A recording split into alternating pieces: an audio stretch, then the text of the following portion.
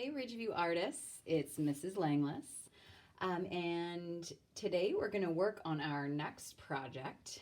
Here is an example of where we're headed.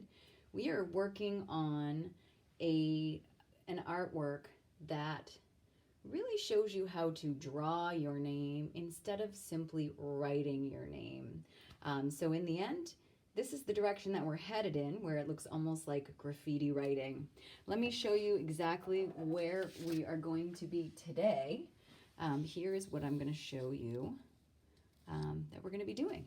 So today we're going to be learning about the difference between writing your name and drawing your name. And when you draw your name, you're making your name in a special way. You could use special types of lettering. Maybe you're adding patterns. Maybe you are adding some type of textures to it or other elements to make your name in a special way and really make it into an artwork. So for today's project, I am going to be teaching you how to create both block and bubble style lettering. You as the artist can choose which style of lettering you'd like to use for your name. One of the things that I like to point out to students to begin is, if you are choosing to use block style letters, think about what shape a block really is. If you look at a block, it has straight edges and it's made up of squares. Okay, so a square has these straight edges and pointy corners just like this. So that's what our letters are each going to look like if you choose block style letters. A little fun thing I like to show my students about blocks is that you can make a three-dimensional cube or block by drawing two squares that are overlapping just on a corner here, and then you connect the corners. So it's just kind of a fun little exercise here to make a three-dimensional block shape. So block style letterings are going to have that straight edge and pointy corners. Now bubbles, on the other hand, are going to be more round. So bubble style letters, they're more round, more like a bubble or really a sphere. So I can put a little reflection spot on it. So their edges are going to be more curved and rounded. All right, let's go ahead and get started.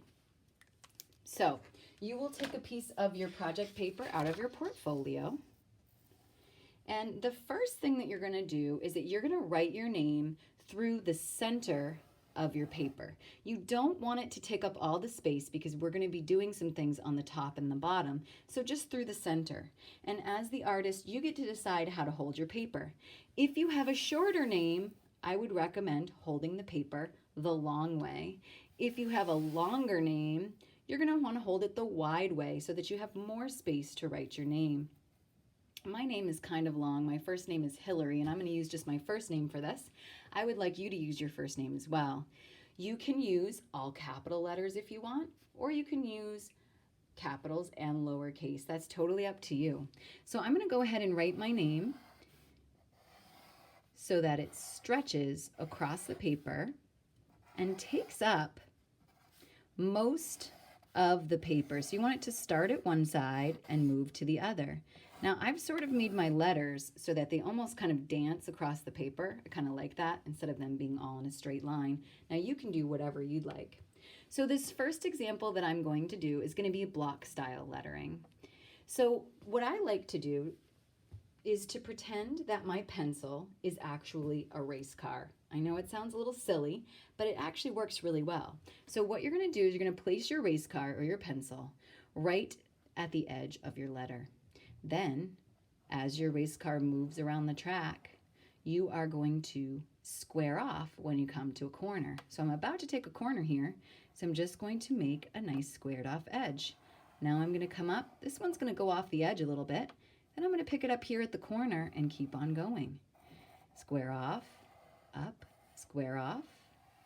I'm about to hit a corner again, square off, and then back to where I started. Now I'm going to take my eraser and carefully erase the inside letter. It's a good idea to go lightly when you write your name. Should have mentioned that before. Then it makes it easier for you to erase when you need to.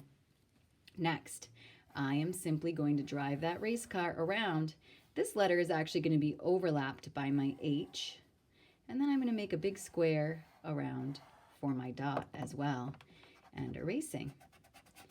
So you're just going to continue your race car around the track here, squaring off at your edges. And then you will erase the insides of your letters. Now A is kind of an interesting one, so let's watch what happens. The A is going to end up behind here. Now when I erase my inner A, take a look. Something's missing, right? I need to bring back the center. So I'm going to make basically a backwards D to show that that's an A. And I'm going to keep going. Square off. So again, I'm driving that race car around my letter, and there is my block style lettering. So there's Hillary, and all I have to do next is go ahead and erase, and I will end up with block style lettering, drawing my name. Now, if you get this far on block style and you are satisfied with it, you like it the way it is, you're going to go ahead and grab a black Sharpie or a black marker and simply trace your lines. So you'll notice that Mrs. Langless that I showed you earlier, this is a block style lettering that I've already traced and it's all ready to go. That's the first step of the process. Now I'm going to show you the bubble style, okay? So you'll, again, at the beginning, decide whether you want to do bubble or block. So here's an example of the bubble. Same thing.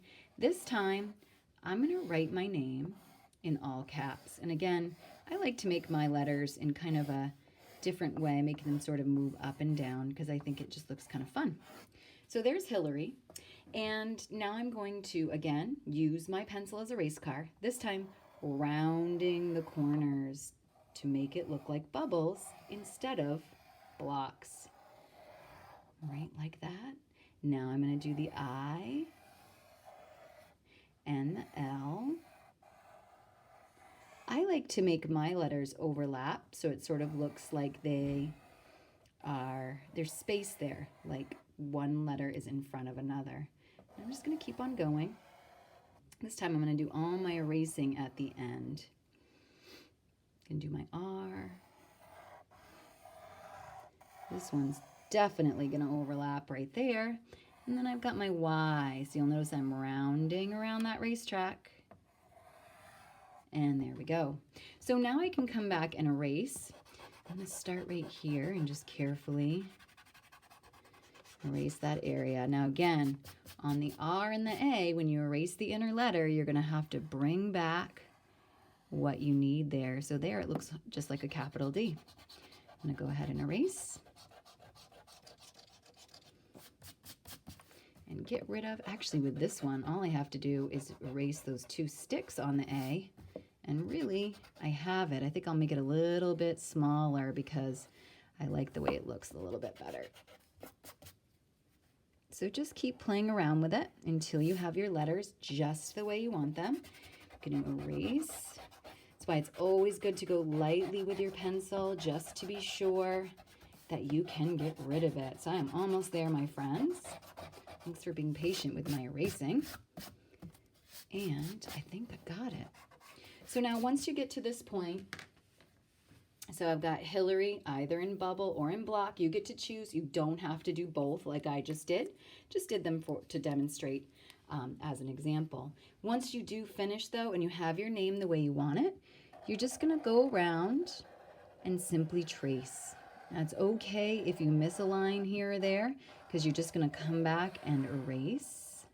Okay, you may want to have a mat under you or another piece of paper, maybe some newspaper or a magazine so that you don't get Sharpie on anything like your kitchen table or whatever, wherever you're working.